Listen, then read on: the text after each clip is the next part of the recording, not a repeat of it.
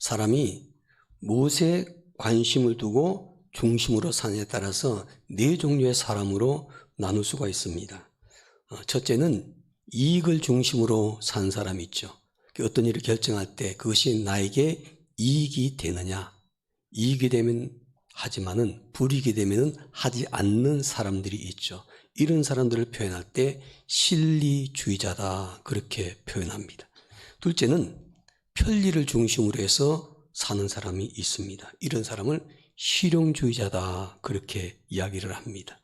셋째는 쾌락을 중심으로 사는 사람이 있습니다. 자기의 기쁨과 즐거움을 얻기 위해서 쾌락을 추구하며 사는 인생이 있는데 이런 사람들을 쾌락주의자다, 그렇게 이야기를 합니다. 넷째는 사명을 중심으로 사는 사람이 있습니다. 하나님께서 맡겨주신 사명이 무엇인지를 깨닫고 그 사명을 위해서 아름다운 인생을 사는 사람이 있는데 이런 사람들을 표현할 때 신본주의자다, 그렇게 이야기를 합니다. 사랑스러운 여러분, 지금까지 여러분 어떻게 인생을 살아오셨습니까? 물론 우리 믿음의 사람들은 쾌락주의자는 없겠죠. 실리주의자, 실용주의자, 그것도 필요하지만 우리에게 꼭 필요한 것은 신본주의자인 줄로 믿습니다. 무슨 일을 행하든 간에 하나님 중심으로 생각하고 하나님께서 기뻐하시는 일을 하려고 하는 신앙이 되게 될 때 하나님께서는 우리의 인생 책임져 주실 줄로 믿습니다. 우리의 신앙인은 사명을 중심으로 사는 신본주의자가 꼭 되셔야만 합니다. 프랑스의 계몽주의 유명한 사상가 루소는 말하기를 사람은 두 번 태어난다.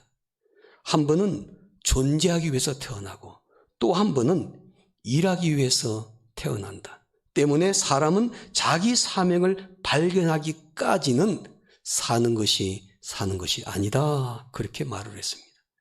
사람들은 누구나 어떤 일을 할 때 인정받고 쓰임받기를 원하죠. 저도 인정받고 쓰임받기를 원하는 마음 간절합니다. 아마 여러분들도 그러실 겁니다. 특히 신앙인들은요, 만물을 창조하신 하나님께 인정받고 쓰임받는 인생이 된다는 것은 한없이 기쁘고 영광스러운 일이라는 겁니다. 오늘 본문 말씀 사사기 4장에다 보니까 하나님께서 주신 사명을 이루기 위해서 하나님께 쓰임받은 사람들이 등장을 합니다. 이 사람들은 드보라와 바락이란 사람인데 이 두 사람은 다른 점이 너무 많았습니다. 드보라는요, 여자였습니다. 바락은 남자였습니다. 드보라는 선자였습니다. 바락은 전쟁을 하는 장수였습니다. 서로 신분이 다르고 살아온 삶의 모든 모습이 다 달랐지만은 공통점은 하나님께 쓰임 받은 인물이라는 것입니다. 오늘 이곳에 모인 모든 분들도 각자 다 다릅니다. 우리의 삶의 배경도 다르고요, 또 내가 추구하는 가치관도 다르고 또 신앙의 스타일도 다를 수 있고 또 하는 일도 다르고, 그러나 분명한 것은 하나님께 쓰임받기를 원하는 마음은 동일한 마음이 되어야 될 줄로 믿습니다. 드보라가 사사가 되어서 바락과 함께 그 일을 했던 역사적인 배경을 좀 잠시 생각해 봅니다. 드보라가 사사가 되어서 가나안 땅 야빈 왕의 군대와 전쟁을 해야 될 상황이 생겼습니다. 그런데 그 당시에 야빈 왕의 군대는요, 성경에 보니까 철병거, 오늘 같으면은 최신 무기 전차부대라 말할 수 있습니다. 900성이나 되었고, 그리고 막강한 군사력을 가지고 있는 나라였습니다. 그래서 그 막강한 군사력을 가지고 그 당시에 20년 동안 이스라엘 민족을 압제하고 괴롭혔던 사람들이었습니다. 그런데 연약한 여자인 이 드보라가 이 야빈 왕의 군대와 맞서서 싸워야 될 상황이 생기는데 이것은 상상할 수 없는 일입니다. 드보라는 하나님의 말씀을 전하는 선지자로서 평생을 살아왔습니다. 전쟁을 해본 경험이 없습니다. 전술을 짜본 적이 없습니다. 군사를 이끌고 단 한 번도 전쟁터에 나간 경험이 전무후무한 사람인데, 그런 사람인데 칼을 잡고 직접 전쟁터에 나가본 경험이 없는 사람이 막강한 군사를 지긴 이 가나안 군대와 싸움을 해야 될 상황이 생겼죠. 그럼에도 불구하고 드보라는 야빈 왕 군대를 이겼습니다. 그는 야빈의 군대를 짓밟으며 고통과 시련을 겪고 있는 이스라엘 민족을 구원하는 영웅이 되었습니다. 그리고 이스라엘 민족을 하나님께서 기뻐하시는 공동체로 만드는 사람이 되었죠. 하나님께서 드보라와 바락을 쓰셨기 때문입니다. 여러분, 우리가 어떤 신분의 사람일지라도 하나님께서 우리를 택하셔서 쓰시게 되면은 우리가 상상할 수 없는 놀라운 일들이 일어날 수 있다는 것을 성경을 통해서 우리는 배울 수가 있습니다. 자, 그러면 하나님은 도대체 어떤 사람을 쓰실까? 하나님께서 쓰시는 사람은 도대체 어떤 사람일까? 오늘 저와 여러분들이 하나님께 쓰임받는 사람이 되기를 원하는데 그런 사람 되기 위해서는 우리가 어떤 사람의 모습으로 하나님 앞에 서야 할 것인가? 오늘 본문을 통해서 생각해 봅니다. 첫째로는 하나님이 쓰시는 사람은 순종하는 사람입니다. 순종하는 사람이 하나님께 쓰임받습니다. 드보라는 하나님의 부르심 받고 이스라엘을 구원해야 하는 사명을 받게 되었죠. 그런데 이 일을 드보라가 이룬다는 것은 누가 보더라도 불가능한 일입니다. 드보라의 배경을 보면 그의 힘과 능력으로 이 일을 한다는 것은 역부족입니다. 그래서 그는 이 사명을 정말로 피하고 싶었을 것입니다. 이스라엘 백성을 애굽에서 구원한 모세 한번 생각해 보십시오. 하나님은 호렙산에서 모세에게 나타나서 그에게 애굽에서 종살이하고 있던 이스라엘 백성을 구원하라고 사명을 주셨어요. 그런데 모세가 그 사명을 받았을 때 즉각 순종했었나요? 성경에 보니까 그러질 않았습니다. 모세는 우리와 똑같은 연약한 인간입니다. 이리저리 핑계를 대면서 거절을 했습니다. 2번씩이나 계속 거절합니다. 그런데 본문에 나타난 드보라를 보세요. 하나님께서 맡겨주신 일에 대해서 반응이 무엇인가? 즉각적으로 순종했다는 것입니다. 이 순종만큼은요, 모세보다도 더 뛰어난 여자였습니다. 성경 어디를 보아도 드보라는 하나님께서 맡겨주신 일을 거절했다는 흔적을 찾아볼 수가 없어요. 자기 자신의 약함과 부족함 때문에 거절할 수 있는 상황이었을 텐데 조금이라도 주저하지 않고 머뭇거림이 없이 하나님께서 명령하셨을 때 바로 순종했습니다. 하나님, 저는 연약한 여자입니다. 어떻게 감히 그 전쟁을 할 수가 있겠습니까? 하나님, 나는 지금까지 전쟁을 한 번도 해보지 않은 여자입니다. 그런데 어떻게 군사들을 이끌고 나가 싸울 수가 있겠습니까? 하나님, 야빈 군대는 막강한 군사력을 지니고 있습니다. 그런데 우리의 군사력을 가지고 어떻게 맞서서 싸울 수가 있겠습니까? 드보라는요, 이런 말 한 번도 한 적이 없습니다. 자기 자신의 부족함과 연약함을 핑계대면서 거절하지를 않았습니다. 자기 자신의 능력이나 환경을 탓하지를 않았습니다. 그저 하나님께서 자기를 사사로 부르셨기에 그 말씀을 듣고 그 부르심에 그저 순종했습니다. 자기의 능력이나 군사력 같은 것들을 계산하면서 내가 순종할 것인가 불순종할 것인가 그렇게 하지를 않았습니다. 그저 하나님 말씀이기 때문에 하나님께서 부르셨기 때문에 무조건 순종했습니다. 그랬을 때 드보라는요, 이스라엘 민족을 구원하는 위대한 지도자가 되었습니다. 하나님께서 맡겨주신 일을 이루는 사람에게는 자기 자신의 능력보다도 더 중요한 것이 있습니다. 순종하는 마음입니다. 하나님께서 우리를 부르시고 우리에게 맡겨주신 일은 순종하는 사람을 통해서 위대한 하나님의 역사가 일어나기 때문이에요. 하나님은 불순종한 사람을 통해서 큰 일을 하시지를 않습니다. 환경이 어려워도 능력이 부족해도 하나님 말씀에 철저하게 순종하는 사람을 통해서 하나님의 역사가 일어났다는 것을 성경 인물을 통해서 우리에게 끊임없이 말씀해주고 있습니다. 그런데 문제는 그 순종이 참 잘 안 될 때가 많습니다. 하나님께서 나에게 말씀하셨을 때, 하나님께서 나에게 일을 맡기셨을 때 그저 아멘 하고 순종하면 참 되는데 그게 잘 안 나온 경우가 많습니다. 예배 시간에 아멘이 잘 안 나오듯이 하나님 말씀에 아멘으로 잘 반응을 못할 때가 많습니다. 그래서 순종했다가 더 큰 어려움을 경험하고 불순종했다가 더 큰 어려움을 겪고 난 다음에 그때 후회하면서 순종의 길로 되돌아온 사람이 많습니다. 여러분들이 인생 살아오시면서 했던 일에 대해서, 지나온 일에 대해서 후회를 몇 번 해보셨습니까? 저도 후회를 많이 하며 살았는데 한번 숫자를 세봤습니다. 숫자를 세지를 수가 없었습니다. 세다 보니까 하도 많아가지고. 여러분은 순종하지 못해서 후회했던 적 몇 번 정도 계십니까? 그래도 셀 수 있을 정도면은 괜찮은 인생 사셨던 분입니다. 근데 사람들이요, 지나온 일에 대해서 참 후회를 많이 합니다. 그래서 후회를 전문적으로 연구하는 교수가 있었답니다.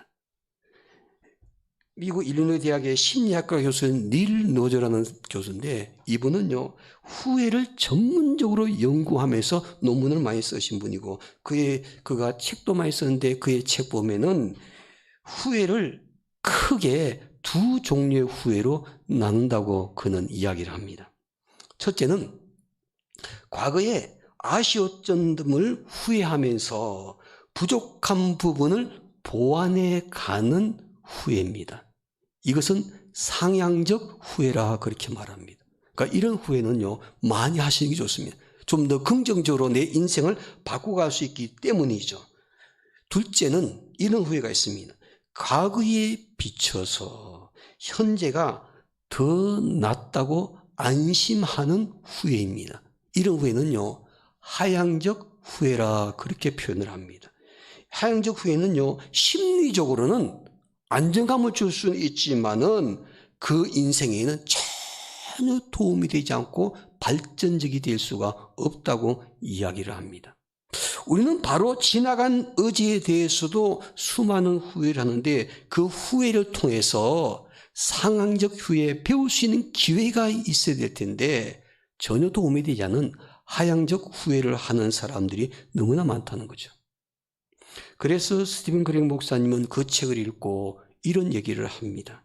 인생은 한 번뿐입니다. 오늘 내가 할 수 있는 그 어떤 일이라도 미루지 않고 반드시 실천해야 하는 이유는 그것이 바로 지금이 아니면 할 수 없는 일이기 때문입니다. 순종의 기회는 바로 지금뿐입니다. 순종은요, 과거가 아니고 미래가 아닙니다. 현재에만 있을 뿐입니다. 우리는 하나님께서 우리에게 어떤 일을 맡겨주셨을 때 그것을 이루기 위해서 우리 자신이 너무나 부족하고 연약한 것을 깨달을 때가 많죠. 그러나 그것이 하나님의 일을 할 때 불순종의 이유가 되어서는 안 됩니다. 나를 적대시하고 나와 불편한 관계에 놓이는 사람이 있을 수가 있습니다. 그러나 그런 인간관계가 하나님 말씀에 불순종하는 이유가 되어서는 안 됩니다. 우리가 하나님의 일을 할 때 어떤 어려운 환경에 부딪힐 때가 많습니다. 그러나 어려운 환경을 하나님의 뜻에 불순종하는 이유로 핑계를 대서는 안 된다는 것입니다. 우리는 하나님께서 나에게 말씀하실 때, 하나님께서 나에게 어떤 일을 맡기실 때 순종의 길을 선택할 수 있는 성도들이 꼭 되시기를 주님의 이름으로 축원합니다. 하나님은 어떤 사람을 쓰시는가? 순종하는 사람을 쓰십니다. 둘째로 하나님이 쓰시는 사람은 어떤 사람일까? 서로 협력하는 사람입니다. 하나님이 쓰시는 사람은요, 서로 협력하는 사람을 쓰십니다. 하나님께서 맡겨주신 일을 감당하기 위해서 서로 협력해 일하는 사람이 하나님께 쓰임받게 되는 줄로 믿습니다. 더불어는 하나님으로부터 사명을 받았을 때 여자의 힘으로 그 일을 감당하기에 역부족이었죠. 하나님께 주신 사명을 이루려고 할 때 자기의 약함과 부족함을 너무나 잘 알고 있는 사람이었죠. 그래서 그는 자기의 약점을 어떻게 극복하는지를 아는 사람이었습니다. 오늘 본문 6절 말씀을 보시기 바랍니다. 그 약점, 단점을, 두려움을, 부족함을 어떻게 극복하는가. 6절에 보니까 이렇게 말합니다. 드보라가 사람을 보내어 아히노암의 아들 바락을 납달리 게데스에 불러다가 그에게 이르되 이스라엘의 하나님 여호와께서 이같이 명령하지 아니하였느냐. 너는 납달리 자손과 스불론 자손 10,000명을 거느리고 다볼산으로 가라. 여러분, 사람을 보내서 한 사람을 불러오게 만듭니다. 그가 바로 바락이라는 사람이죠. 그리고 그 바락을 자기와 함께 전쟁에 나갈 수 있는 협력자로 선택을 합니다. 이것을 보면은 드보라의 순종의 여인일 뿐만 아니라 참 지혜로운 여인입니다. 자기의 힘과 능력으로 그 전쟁에서 이길 수 없다는 것을 잘 알고 있었죠. 그래서 그녀는 자기의 약점과 부족함 때문에 포기하거나 낙심하거나 불평하지 아니하고 자기의 부족함을 도울 수 있는 사람을 찾아서 선택을 합니다. 하나님께서 맡겨주신 사명을 이루기 위해서 자기와 함께 협력할 수 있는 사람을 찾았다는 것이죠. 드보라는 그 당시에 하나님이 세우신 선자로서 하나님 말씀만을 전했던 사람입니다. 이스라엘 백성들을 재판하는 재판관이기도 했습니다. 또 이제는 이스라엘 백성을 구원하기 위해서 하나님께서 세우신 사사가 되었습니다. 이스라엘의 모든 권세를 전부 가지게 된 지도자가 되었어요. 그런데 그는 그 일을요 절대로 혼자 하려고 하지를 않습니다. 바락이라는 사람과 협력해서 함께 그 일을 합니다. 바락의 도움이 절대적으로 필요했습니다. 바락과 함께 일하기를 원했습니다. 바락이 먼저 드보라에게 찾아와서 함께 일하자고 요청한 것이 아니라 드보라가 바락을 찾아서 그와 함께 일하자고 먼저 손을 내밀었습니다. 드보라가 먼저 바락을 손 내미는 이 아름다운 모습 보시기 바랍니다. 하나님께서 쓰시는 사람의 전형적인 모습입니다. 우리가 어떤 일을 하다가 난관에 부딪힐 때 사람들에게 도움을 요청하는 것 참 쉬운 일 같지만은요, 그러나 사실은 결코 쉬운 일이 아닙니다. 어떤 일을 하다가 자기의 연약함을 깨닫고 다른 사람들에게 도움을 요청하려면 꼭 한 가지 필요한 것인데 바로 그것이 용기입니다. 용기가 없으면은요, 내가 할 수 없는 것을 깨달았지라도 나의 부족한 연약함을 알지라도 다른 사람에게 도와달라고 손을 내밀 수가 없습니다. 자기 어려움에 처했을 때 그래도 입을 열고 내가 부족하니, 내가 연약하니 나를 도와주십시오. 나와 함께 일합시다. 이렇게 도움을 요청할 때는 용기가 필요하기 때문에 그것이 가능합니다. 여러분, 혹시나 그런 사람이 있으면은 여러분 생각하지 마시고 주저하지 마시고 바로 도움의 손길을 주는 성도들이 되었으면 좋겠습니다. 그 사람은 정말 힘들게 용기를 내서 도움을 요청했기에 거절하지 않고 그 사람을 도울 수 있는 그런 사람 될 때 하나님은 그 사람과의 관계를 통해서 하나님의 놀라운 역사를 보여주시는 하나님의 사람들이 될 줄로 믿습니다.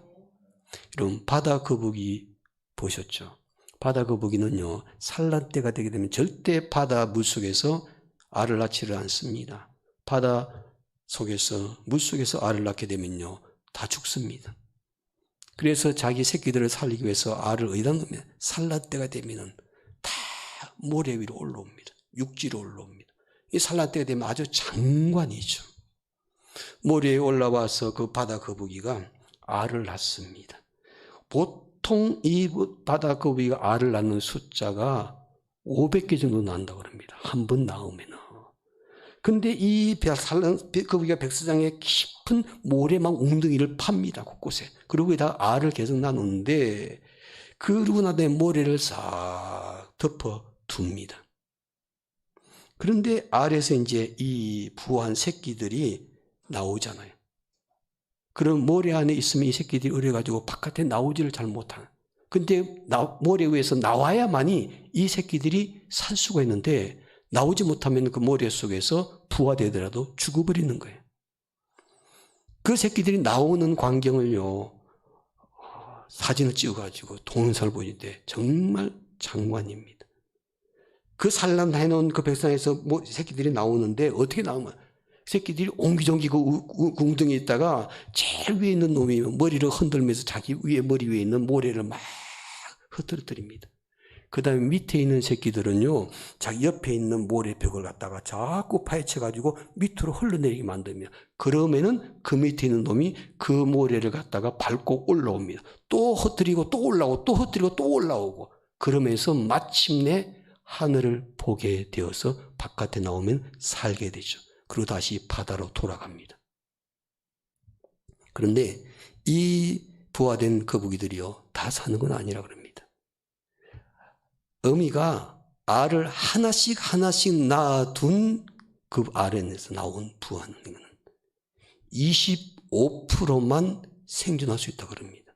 다시 말하면은 4마리 가운데 3마리는 죽고 1마리만 살 수 있다는 거예요.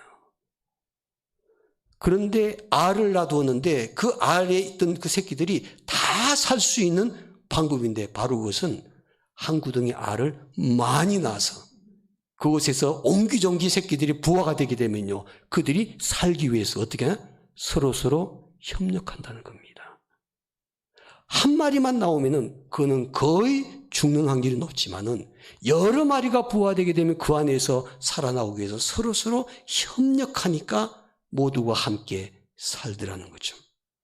여러분, 사람들도 그렇습니다. 상호 협력은 상생을 가져옵니다. 그러나 반목과 대립과 질시는 공동체를 파멸시킵니다. 완성과 완패로 구분 지어지는 사회와 가정은요, 정말 불행한 것입니다. 모두가 이기는 것이 진정한 승리죠. 그러기 위해서는 서로 협력하는 정신이 절대적으로 필요합니다. 여러분, 하나님께서 창조하신 세상은 절대로 혼자 사는 것이 아닙니다. 나 혼자 사는 것이 하나님께서 창조하신 세상이 아닙니다. 서로 도우며 의지하며 사는 것입니다. 내가 다른 사람들을 돕고 나도 다른 사람의 도움을 받으며 사는 것이 하나님께서 창조하신 세상이라는 것입니다. 성경에 보면 교회는 그리스도의 몸이라고 말하지 않습니까? 몸을 구성하는 여러 지체가 있지 않습니까? 몸에는 팔만 있는 것이 아닙니다. 다리만 있는 것이 아닙니다. 만약 몸에 입만 있다면 어떻게 되겠습니까? 몸에는 여러 기능들이 있는 지체들이 있기 마련입니다. 그래서 서로 협력하게 되어 있는 것이죠. 하나님께서 우리 모든 성도에게 영적인 은사를 주셨습니다. 이것은 자기만을 위해서 쓰라는 것이 아닙니다. 그리스도의 몸된 교회를 위하고 성도들을 섬기고 봉사하라고 하나님께서 주신 것입니다. 그런 우리의 봉사와 섬김을 통해서 교회를 아름답게 세우고 성도를 섬김으로 말미암아 공동체가 더 아름답게 되어지는 일에 귀하게 쓰임받을 수 있는 하나님의 사람들이 되시기를 주의 이름으로 축원합니다. 하나님이 쓰시는 사람은 어떤 사람일까? 첫째는 순종하는 사람입니다. 둘째는 서로 협력하는 사람입니다. 세 번째로 하나님께서 쓰시는 사람은 어떤 사람일까? 하나님의 능력을 확신하는 사람입니다. 능력을 확신하는 사람, 이런 사람을 하나님께서 쓰신다는 겁니다. 여러분이 만약 어떤 일을 하려고 할 때 할 수 있다고 생각한 사람이 있고 할 수 없다고 생각하는 사람이 있습니다. 누구와 함께 손붙잡고 일하고 싶으십니까? 당연한 것 아닙니까? 할 수 없다고 생각하는 부정적인 사람과는 일하고 싶지 않습니다. 할 수 있다고 생각하는 긍정적인 사람과 함께 손잡고 일하고 싶습니다. 이런 긍정적인 생각을 가지고 일할 수 있는 사람은 누구일까? 사람이 모든 분야에 있어서 모든 환경에서 다 긍정적인 것은 아닙니다. 내가 할 수 있다라고 생각할 때, 좋은 환경일 때는 긍정적으로 할 수 있다라고 말을 하지만은 내가 어렵고 힘들고 절망적인 상황 속에 있을 때 할 수 있다고 긍정적으로 생각하는 사람은 참 드뭅니다.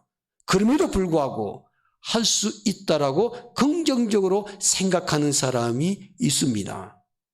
어떻게 이런 사람은 부정적으로 생각하지 않고 긍정적으로 할 수 있다고 생각을 하는 것일까요? 바로 그것은 하나님의 능력을 확신하는 사람입니다. 하나님의 능력을 확신하는 사람은 절대로 부정적으로 할 수 없다고 생각하지 않습니다. 하나님의 능력을 확신하는 사람이 분명하다면은 하나님께서 나에게 그렇게 해 주실 줄로 믿기 때문에 부정적인 게 아니라 긍정적으로 순종하는 자세를 갖게 되는 것이죠. 오늘 본문에 보세요. 바로 드보라가 그런 인물입니다. 바락도 그런 인물입니다. 마지막으로 본문에 볼까요? 7절 말씀 마지막으로 함께 읽겠습니다. 마지막 7절 말씀 함께 읽겠습니다. 내가 야빈의 군대 장관 시스라와 그의 병거들과 그의 무리를 기송강으로 이끌어 내게 이르게 하고 그를 내 손에 넘겨주리라 하셨느니라. 여기서 중요한 말은 그를 내 손에 넘겨주리라 하셨느니라. 누가 그렇게 하셨다는 것입니까? 하나님께서 그렇게 말씀하셨다는 겁니다. 여호와께서 이같이 명령하지 아니했느냐? 내 손에 붙이리라. 하나님의 명령, 하나님께서 그렇게 말씀하셨다는 거죠. 더불어는 하나님이 주신 사명을 이룰 수 있다는 확신을 가졌는데 그 이유는 하나님께서 말씀하셨기 때문에 말씀하신 하나님의 능력을 확신했기 때문에 더불어가 확신에 차서 바락에게 나가서 싸우라고 권면을 합니다. 바락을 격려하며 용기를 줄 수 있었던 것은 드보라가 먼저 하나님 말씀을 듣고 하나님의 능력을 확신했기 때문이라는 것입니다. 성경에 보면 하나님의 능력을 확신했기 때문에 매사를 긍정적으로 바라보면서 모든 것이 가능하다라고 고백한 위대한 인물이 있죠. 바로 사도 바울입니다. 내게 능력 주신 자 안에서 내가 모든 것을 할 수 있느니라. 바울의 이 고백이 무엇입니까? 하나님의 능력을 확신했기 때문에 모든 것을 할 수 있다고 고백할 수 있는 거죠. 바로 이런 사람을 하나님께서 쓰셨다는 겁니다.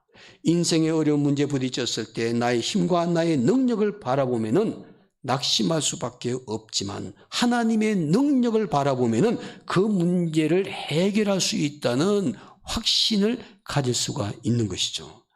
그렇기 때문에 인생을 살아가며 하나님을 믿는 것과 믿지 않는 것, 하나님을 바라보며 사는 것과 세상을 바라보며 사는 것, 하나님을 의지하며 사는 것과 자기 자신을 의지하며 사는 것은 엄청난 차이가 있다는 것입니다. 사랑하는 여러분, 오늘 저와 이런 인생을 살아갈 때 하나님을 믿지 않는 것이 아니라 하나님을 믿는 사람이 당연히 되어야 될 것이고 세상을 바라보며 사는 것이 아니라 하나님을 바라보는 사람이 당연히 되어야 될 것이고 자기 자신을 의지하며 사는 것이 아니라 하나님을 의지하며 사는 것이 당연하게 우리의 삶 속에 자리 잡게 될 때 오늘 저와 여러분들은 하나님께서 쓰시는 사람이 될 것입니다. 그러므로 하나님을 섬기며 사는 하나님의 사람들인 저와 여러분들은 아무리 인생의 어려운 문제 앞에 섰다 할지라도 낙심하거나 두려워하지 말고 하나님께서 나에게 능력 주신다. 하나님의 능력을 확신하는 성도들이 꼭 되시기를 주의 이름으로 축원합니다.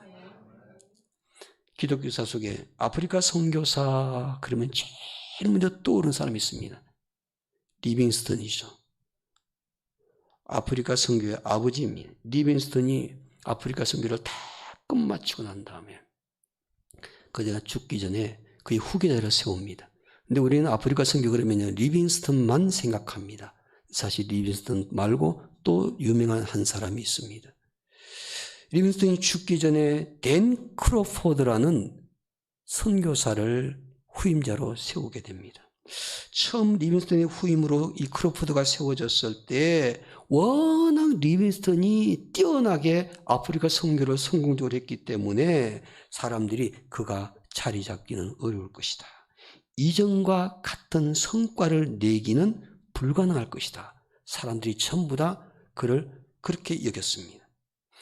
그러나 시간이 흐르자 이 크로포드는요, 리빙스턴이 했던 그 일을 맡아가지고 아주 완벽하게 그 일을 감당해냈습니다. 심지어는요, 어떤 사람은 리빙스턴보다도 크로포드가 훨씬 더 일을 잘했다라고 평가를 하기도 합니다. 크로포드가 이처럼 많은 사람들의 그 부정적인 시각, 걱정하는, 염려하는 그 시각을 말끔히 해소하고 리빙스턴 못지않게, 아니면 더 위대하게 사역을 할 수 있던 비결이 무엇이었을까? 사람들이 궁금하게 생각했습니다. 그런데 크로포드의 날뛰 낡은 성경책 표지 안에 그 비결이 있다는 것을 깨닫게 됩니다. 이 크로포드가 리빙스턴의 후임자가 되고 난 다음에 너무 두려웠습니다. 나의 전임자는 위대한 아프리카 선교의 아버지고 위대한 사역을 했는데 내가 어떻게 그와 같은 사역을 할 수 있을까? 두려움이 생기고 염려가 생기고 걱정이 되었습니다. 그러나 하나님께서 자기를 불러주시기에 그 일을 감당해야 되는 순종하는 마음을 가지고 일하게 되었는데, 그래서 그는 자기의 친필로 글을 하나 썼습니다. 그리고 평생 동안 그 사역을 감당하면서 그 글을 마음에 깊이 새기면서 사역을 했습니다. 그 낡은 성경에 표지에는 이런 글이 적혀 있었습니다. 난 이 엄청난 사역을 감당할 수 없다. 파도는 거세고 높아서 넘어설 수 없다. 안개가 짙어 앞이 보이지 않으며 하늘의 빛도 나에게 닿지 않는다. 그러나 나는 반드시 승리한다. 나는 약하지만 예수님께서 함께 하신다면 나의 연약함과 약점을 극복할 수 있다. 나는 매일 지치고 무너지지만은 절대로 하나님께서 나를 포기하지 않을 것이다. 나를 불러 쓰시는 하나님은 전능하신 하나님을 확신한다. 하나님, 예수님, 나 반드시 승리할 것이다. 그거를 써놓고 힘들 때마다 성경책 안에 그걸 읽으면서 다시 용기를 내고 마침내 리빙스턴 못지않게 위대한 아프리카 선교 사역을 성공적으로 감당한 인물이 되었습니다. 사랑스러운 자기 자신의 능력을 확진하는 게 참 중요한데 하나님 없이 내 능력만 확신한다면 교만한 사람입니다. 그러니까 하나님 쓰임받지 못합니다. 오늘 저와 여러분들은 하나님의 능력을 확신하는 성도들이 되기를 원합니다. 그랬을 때 하나님이 쓰시는 사람이 되어 이번 한 주간 동안도 하나님께서 우리에게 맡겨주신 우리의 삶의 일터 안에서 위대한 하나님의 역사를 감당할 수 있을 줄로 믿습니다. 기도하겠습니다.